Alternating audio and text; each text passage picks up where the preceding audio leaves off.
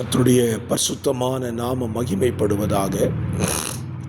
ஆசீர்வாதமான ஒரு நல்ல காலை வேளையிலையும் அனுதின மன்னா என்கிற வேத தியானத்தினால் உங்களை சந்திப்பதிலே மிகுந்த சந்தோஷம்.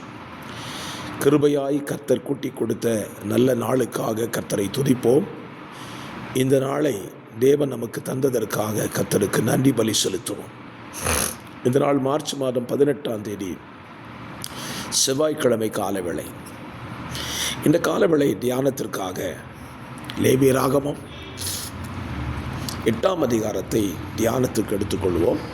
36 வசனங்களை உள்ளடக்கின இந்த வேத பகுதி தேவன் ஆசரிப்பு கூடாரத்திலே ஊழியம் செய்யும்படியாக லேவியர்களை, ஆசாரியர்களை பிரித்தெடுத்து அவர்களை பிரதிஷ்டை பண்ணுகிறதான ஒரு நிகழ்வை இந்த அதிகாரத்தில் நீங்கள் வாசிக்க முடியும். தேவனுக்காய் பிரித்தெடுக்கப்படுகிறவர்கள் தேவனாலே அபிஷேகம் பண்ணப்பட்டு பிரதிஷ்டை பண்ணப்படுகிறார்கள். அப்படிப்பட்டவர்கள் தேவ ஆலயத்தோடு அவர்கள் ஒன்றித்து கலந்திருக்க வேண்டும் என்பதை தேவன் விரும்புகிறார். இந்த காலவெளியிலே நம்முடைய சிந்தைக்காக இந்த பகுதியிலிருந்து நாம் ஒரு காரியத்தை புரிந்து கொள்ளப் போகிறோம். ஆரோனையும் அவனுடைய குமாரரையும் மோசே கர்த்தருடைய ஊழியத்திற்காக அபிஷேகம் பண்ணுகிறான். பாருங்க, கர்த்தருடைய ஊழியத்திற்காக அபிஷேகம் பண்ணப்பட்டவர்கள் தங்களை எந்த அளவுக்கு பரிசுத்தமாய் காத்துக்கொள்ள வேண்டும் என்பதிலே ஆண்டவர் கவனம் உள்ளவராய், கருத்துள்ளவராய் இருக்கிறார். இந்த அதிகாரத்தை நீங்கள் படித்தால் அதை புரிந்து கொள்ள முடியும். அப்படியானால் இன்றைக்கு நம்மோடு கூட கர்த்தர் என்ன பேசுகிறார் அப்படின்னு கவனிச்சிங்கன்னா, நாம் எதற்காக பிரித்தெடுக்கப்பட்டு அபிஷேகம் பண்ணப்படுகிறோமோ அதிலே நாம் நிலைத்திருக்கும்படி பிரயாசப்பட வேண்டும். அநேகருடைய பிரச்சனை என்ன என்றால், அழைக்கப்படுகிறது ஒரு நோக்கத்துக்காக, ஆனால் அவர்கள் செயல்படுவதோ தங்களுக்கு பிடித்த வழிகளிலே செயல்பட்டு கொண்டிருப்பார்கள். என்னை கேட்கிற அருமையான கர்த்தருடைய பிள்ளைகளே, அப்படி இராதபடி அப்போஸ்தலனாகிய பவுல் சொல்லுகிறான் அல்லவா, நான் எதற்காக பிடிக்கப்பட்டேனோ அதை அடையும்படி ஆசையாய் தொடர்கிறேன். ஆசாரியனாகிய ஆரோனையும் அவனுடைய குமாரரையும் தேவாலயத்தின் பணிவிடைக்காக, தேவாலயத்தில் ஊழியம் செய்வதற்காக தேவன் அபிஷேகம் பண்ணி பிரதிஷ்டை பண்ணினால் அவர்கள் மற்ற எந்த காரியத்திலையும் தலையிடக்கூடாது, தங்களை ஈடுபடுத்தி கொள்ளக்கூடாது என்பது தெய்வத்தின் தீர்மானம். இன்றைக்கும் கர்த்தருடைய ஊழியத்திற்காக அழைக்கப்பட்டவர்களை கவனித்தால் அநேகர் பிழைப்புக்கு அடுத்த அலுவல்களில் சிக்கிக்கொள்ளுகிறார்கள். அதில் நிமித்தம் அதனால் வருகிற காரியங்கள் என்ன என்றால், தேவ நாமம் தூஷிக்கப்பட்டு விடுகிறது. அப்படியானால் ஒரு கேள்வி எழும்புறது, தேவனுடைய ஊழியத்துக்கென்று அழைக்கப்பட்ட நாம் மற்ற எந்த காரியத்திலும் தலையிடக்கூடாதா என்று கேட்டால், ஆண்டவராய் இயேசு கிறிஸ்து அழகான ஒரு வார்த்தை சொல்லி வைத்திருக்கிறார்.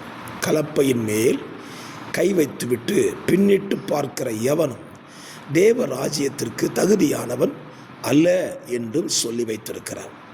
ஆகவே என்னை கேட்கிற அருமையான கர்த்தருடைய பிள்ளைகளே, இந்த காலவெளியில் உங்களை சிந்தித்து பாருங்கள். நீங்கள் எதற்காக அழைக்கப்பட்டீர்கள்? உங்கள் மேலே கர்த்தர் வைத்த அபிஷேகம் என்ன? அதை முதலாவது நீங்கள் அறிந்து கொள்ளுவீர்களானால், இரண்டாவது அதற்காகத்தான் நான் ஓடிக்கொண்டிருக்கிறேனா என்கிற சிந்தையும் உங்களுக்கு வரும். ஒருவேளை நீங்கள் அழைக்கப்பட்ட அழைப்பில் ஓடாமல் உங்களுக்கு பிடித்த வழியில் ஓடிக்கொண்டிருப்பீர்களானால், இன்றைக்கு உங்கள் வாழ்க்கையை திருத்திக் கொள்ளும்படியாக இந்த அதிகாரம் உங்களோடு கூட பேசுகிறது. ஆம், நிச்சயமாகவே உங்கள் பாதையை நீங்கள் திருத்தி கொண்டீங்கன்னா, ஆசாரியனாகிய ஆரோனும் அவன் குமாரரும் ஆசரிப்பு கூடாரத்தின் வேலைகளை பலி செலுத்துகிறதை, இந்த காரியத்தையே அவர்கள் செய்து கொண்டிருப்பார்களானால் நிச்சயமாய் அவர்கள் சந்ததிகளாய் செய்திருப்பார்கள். ஆரோனின் குமாரர்களோ ஆசரிப்பு கூடாரத்தில் செய்ய வேண்டிய பணிவிடைகளை வெளியே இருந்து அக்கினியை கொண்டு வந்தார்கள். அதனாலே அவனுடைய குமாரர்கள் மரித்து போனார்கள் அல்லவா. இந்த காலவெளியிலே நான் சொல்லுவேன், நம்முடைய வாழ்க்கையிலே அப்படி சம்பவியாது இருக்கட்டும். கர்த்தருக்கென்று நாம் அழைக்கப்பட்டிருந்தால், கர்த்தருக்கென்று வேறு பிரிக்கப்பட்டிருந்தால் அந்த பாதையில் ஓடுவதற்கு நம்மை முழுமையாக அர்ப்பணித்து விடுவோம். நாம் வேறு எந்த காரியத்திலேயும் நம்மை தலையிட்டு கொள்ள வேண்டாம்.